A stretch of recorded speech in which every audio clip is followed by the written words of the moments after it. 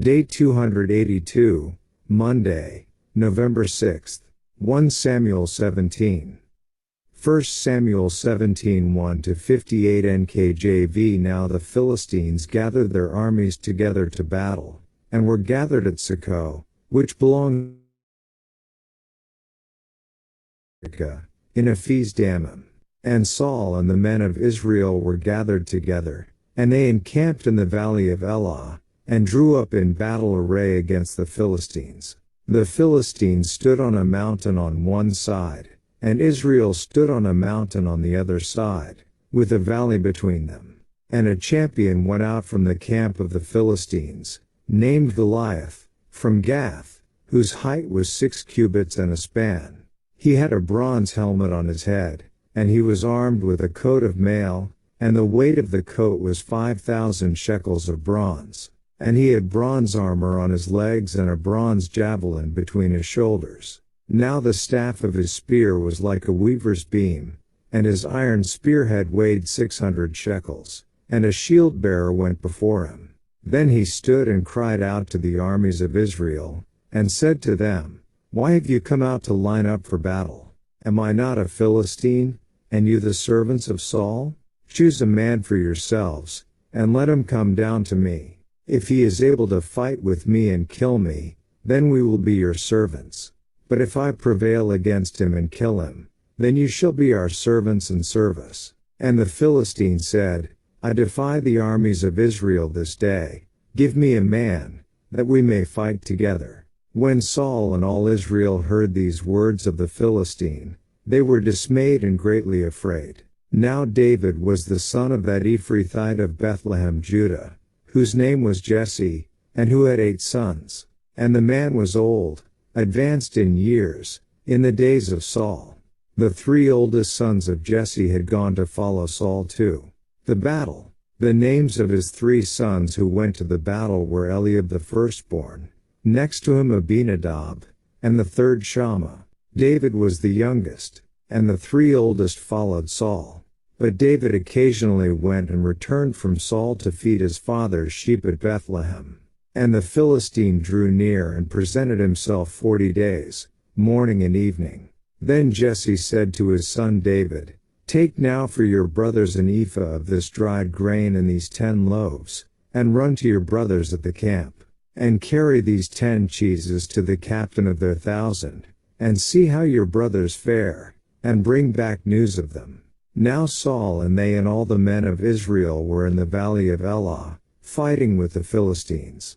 So David rose early in the morning, left the sheep with the keeper, and took the things and went as Jesse had commanded him. And he came to the camp as the army was going out to the fight and shouting for the battle.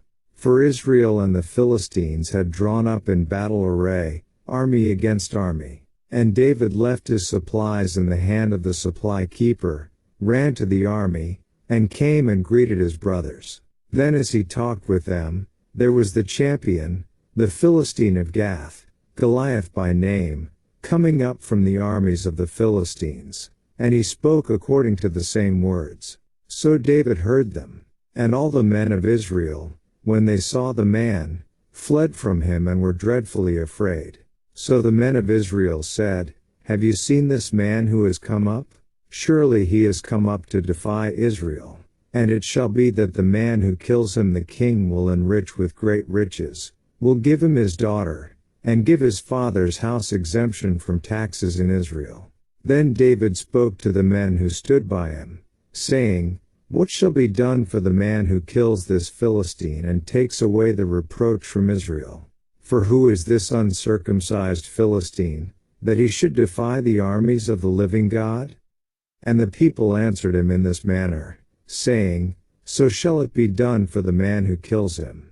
Now Eliab his oldest brother heard, when he spoke to the men, and Eliab's anger was aroused against David, and he said, "Why did you come down here? And with whom have you left those few sheep in the wilderness? I know your pride and the insolence of your heart, for you have come down to see the battle."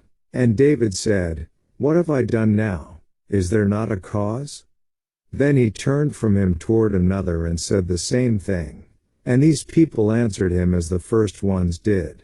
Now when the words which David spoke were heard, they reported them to Saul, and he sent for him. Then David said to Saul, "Let no man's heart fail because of him. Your servant will go and fight with this Philistine." And Saul said to David, "You are not able to go against this Philistine to fight with him, for you are a youth, and he a man of war from his youth." But David said to Saul, "Your servant used to keep his father's sheep, and when a lion or a bear came and took a lamb out of the flock, I went out after it and struck it, and delivered the lamb from its mouth. And when it arose against me, I caught it by its beard, and struck and killed it. Your servant has killed both lion and bear, and this uncircumcised Philistine will be like one of them, seeing he has defied the armies of the living God." Moreover David said, "The Lord, who delivered me from the paw of the lion and from the paw of the bear, he will deliver me from the hand of this Philistine." And Saul said to David, "Go, and the Lord be with you." So Saul clothed David with his armor, and he put a bronze helmet on his head. He also clothed him with a coat of mail. David fastened his sword to his armor and tried to walk, for he had not tested them. And David said to Saul, "I cannot walk with these, for I have not tested them." So David took them off. Then he took his staff in his hand, and he chose for himself 5 smooth stones from the brook, and put them in a shepherd's bag, in a pouch which he had, and his sling was in his hand. And he drew near to the Philistine. So the Philistine came, and began drawing near to David, and the man who bore the shield went before him. And when the Philistine looked about and saw David, he disdained him, for he was only a youth, ruddy and good-looking. So the Philistine said to David, "Am I a dog, that you come to me with sticks?" And the Philistine cursed David by his gods. And the Philistine said to David, "Come to me, and I will give your flesh to the birds of the air and the beasts of the field." Then David said to the Philistine, "You come to me with a sword, with a spear, and with a javelin, but I come to you in the name of the Lord of hosts, the God of the armies of Israel, whom you have defied. This day the Lord will deliver you into my hand, and I will strike you and take your head from you. And this day I will give the carcasses of the camp of the Philistines to the birds of the air and the wild beasts of the earth, that all the earth may know that there is a God in Israel. Then all this assembly shall know that the Lord does not save with sword and spear, for the battle is the Lord's, and he will give you into our hands." So it was, when the Philistine arose and came and drew near to meet David, that David hurried and ran toward the army to meet the Philistine. Then David put his hand in his bag and took out a stone, and he slung it and struck the Philistine in his forehead, so that the stone sank into his forehead, and he fell on his face to the earth. So David prevailed over the Philistine with a sling and a stone, and struck the Philistine and killed him. But there was no sword in the hand of David. Therefore David ran and stood over the Philistine, took his sword and drew it out of its sheath and killed him, and cut off his head with it. And when the Philistines saw that their champion was dead, they fled. Now the men of Israel and Judah arose and shouted, and pursued the Philistines as far as the entrance of the valley and to the gates of Ekron. And the wounded of the Philistines fell along the road to Shaaraim, even as far as Gath and Ekron. Then the children of Israel returned from chasing the Philistines, and they plundered their tents. And David took the head of the Philistine and brought it to Jerusalem, but he put his armor in his tent. When Saul saw David going out against the Philistine, he said to Abner, the commander of the army, "Abner, whose son is this youth?" And Abner said, "As your soul lives, O king, I do not know." So the king said, "Inquire whose son this young man is." Then, as David returned from the slaughter of the Philistine, Abner took him and brought him before Saul with the head of the Philistine in his hand. And Saul said to him, "Whose son are you, young man?" So David answered, "I am the son of your servant Jesse the Bethlehemite." Daily deep dive. The UCG reading program states, in chapter 17 we will read about David's great courage and faith in facing Goliath, the giant. The Philistines were forever taunting their neighbors the Israelites. The Philistines were in a superior position to the Israelites in trade and technology.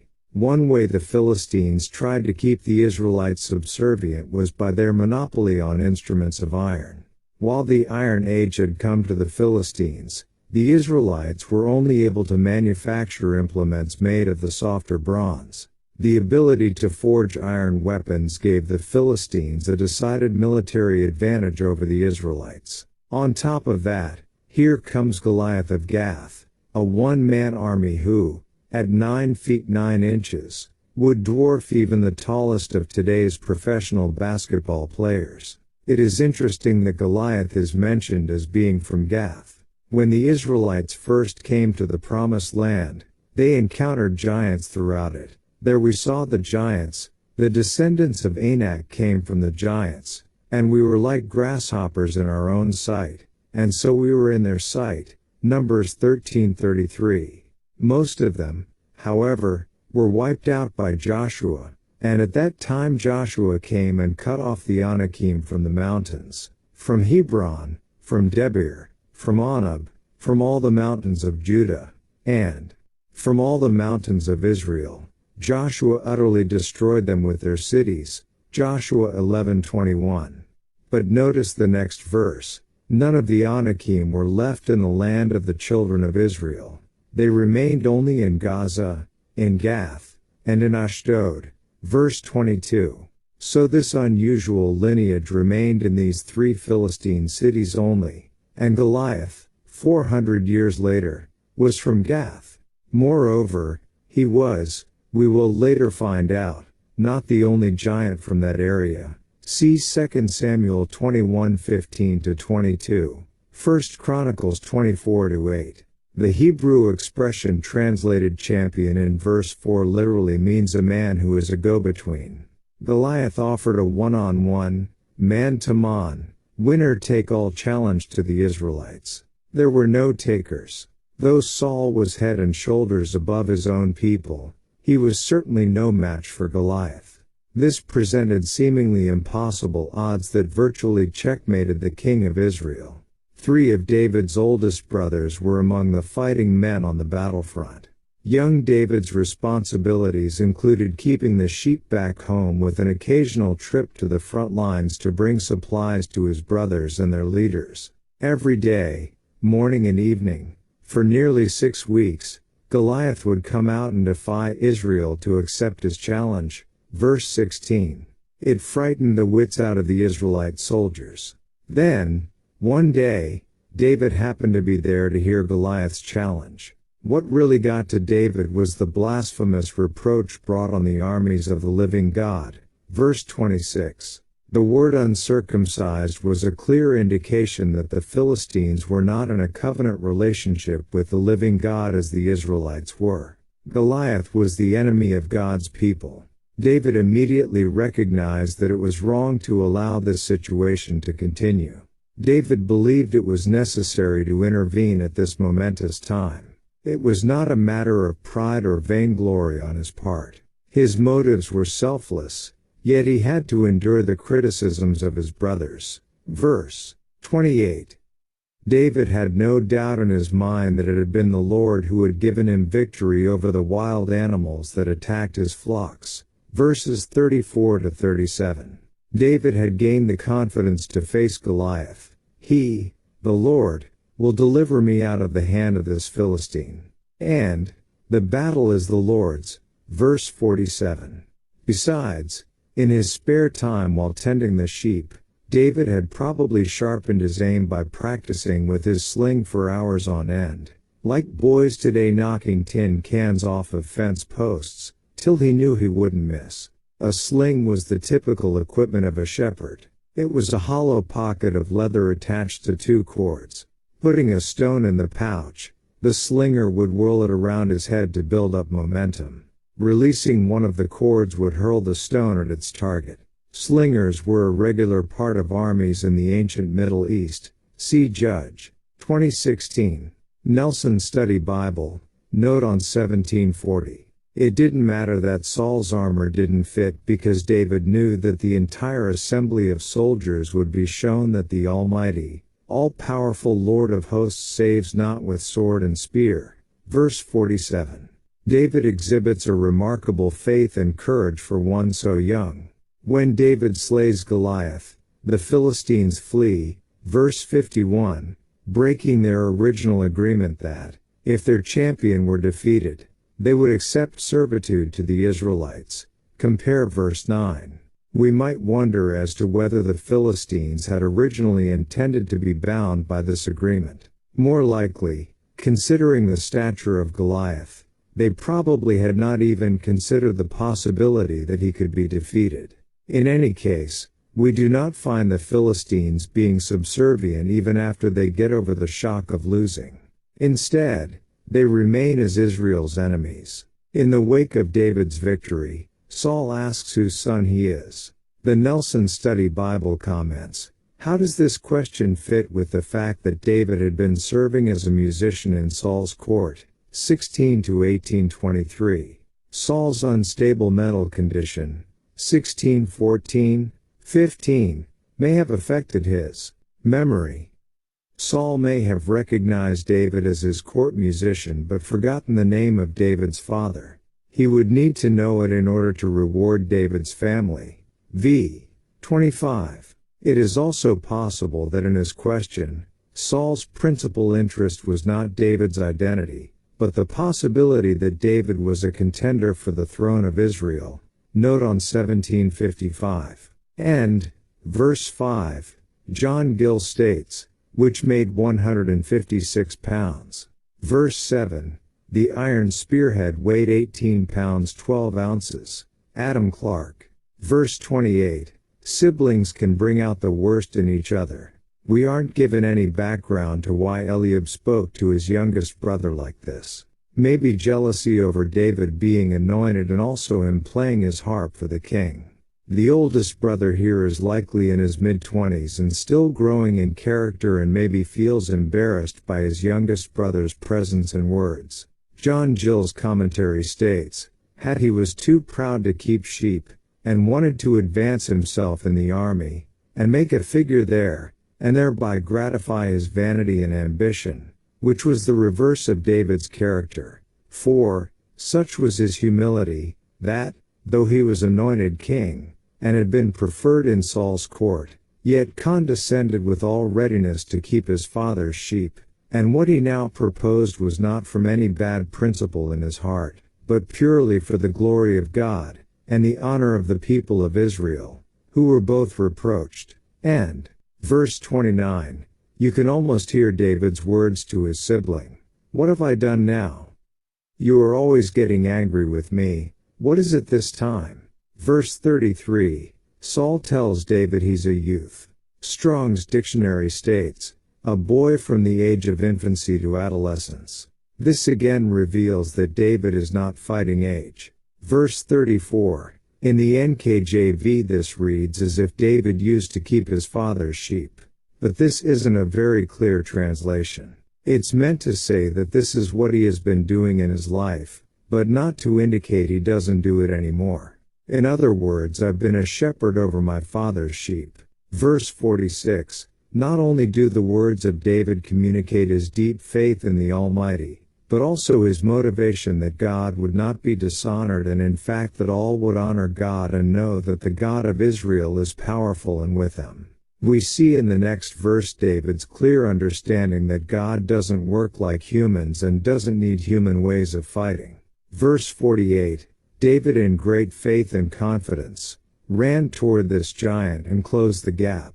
Was this for a strategic reason? Verse 49, there is a lot of conjecture as to how this happened, whether Goliath had removed his helmet, or whether David hit him in the eye.